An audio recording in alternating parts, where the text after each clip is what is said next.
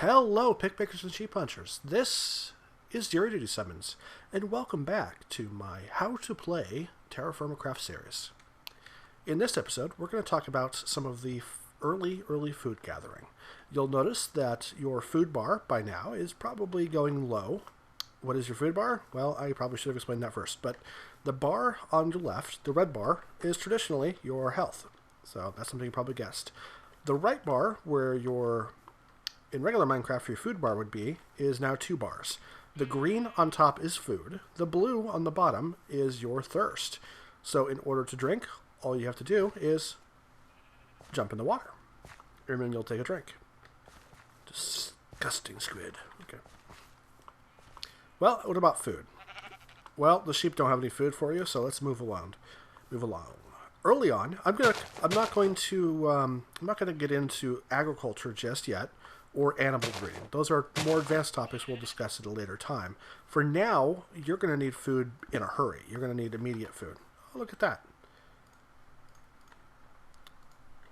So there we go. That's what I was talking about in the last episode. If you find one of those, mark where you found it. In any event, we're going to be looking for things like this. This tree, you can kind of see how it's a little bit weird shape and the leaves are different. And these grass over here are a bit different as well. So let's break these. And what is that? That is rye. Perfect. That'll be quite handy. This fruit tree, on the other hand, is not bearing any fruit. So right now, it's not going to give us any food. However, at a later time, it will bear fruit. And then we'll have to keep an eye on it, and we'll get a nice steady supply of food from that tree. Let's move along and see what else we have out here.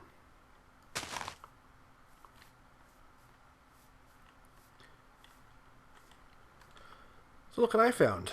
Found a couple of pigs. Those damn dirty pigs. Well, this is good.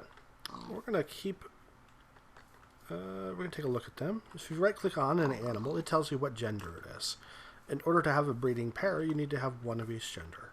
Now, I would recommend not killing off all of the animals you have in your surrounding area, but if you're not able to find other food, it is actually quite a good early food source. So what I'm doing here is I'm putting a stick and then a rock on top. That makes a javelin.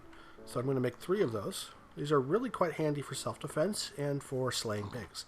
Otherwise, if you try to punch a pig to death, it does not end well. It just takes forever. Now, if you noticed right there, I am selecting the far right one. There we go. And it actually moves the others over in my inventory to fill that slot. So we killed 1. Yep, sorry pig. We're going to kill a pair of these pigs.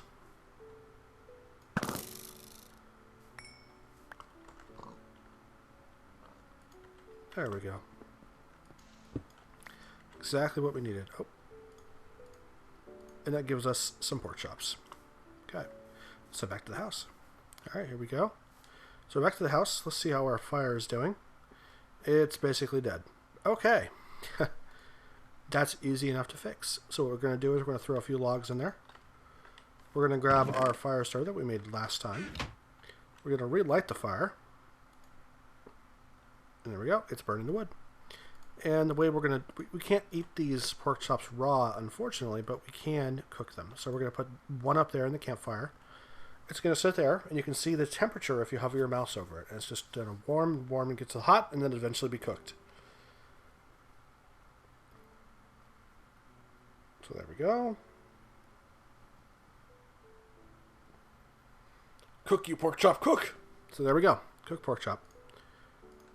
Alright, so you can now see on the pork chop, it has a couple of stats.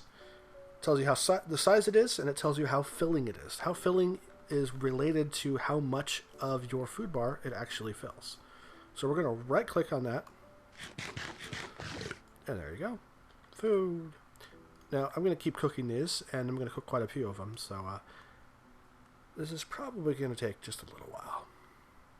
Alright, about half done. That's plenty for now, I think. I'm going to hold on to the rest of the food, the uncooked stuff, and throw it in the chest, just in case. And I did pick up a little bit of ore. We shall save that as well, and a few other things. The rye is quite handy, but unfortunately we're not equipped right now to actually do anything with it, so we're going to hold off. It's going to keep it for now. It's going to be very, very handy later on. So any event, fireplace is done essentially. Let's see here. There we go. Alright, what's next? What's next? Ah, yes. Let me see here. The last thing that I wanted to talk about is a nice little trick. There we go. How do we... There we go. So in this kind of V shape, we get a bucket. Water is quite interesting in this game in that it doesn't quite act the way you'd think it acts. But there is a way to bring some water up to the house so we don't have to keep running down here for a drink. So there we go. So just like a regular bucket, you right click to pick up the water. But unlike a regular bucket, when you drop it, it flows and goes away. There is a way you can actually use that still.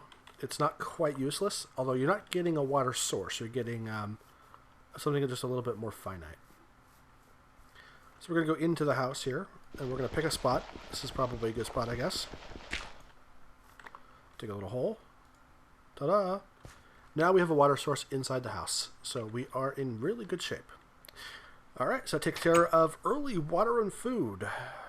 There are lots of other crops out there, so just explore your surrounding area for your kind of your first harvest, as it were, and that'll get you tidied over for the time being until we get something more serious going.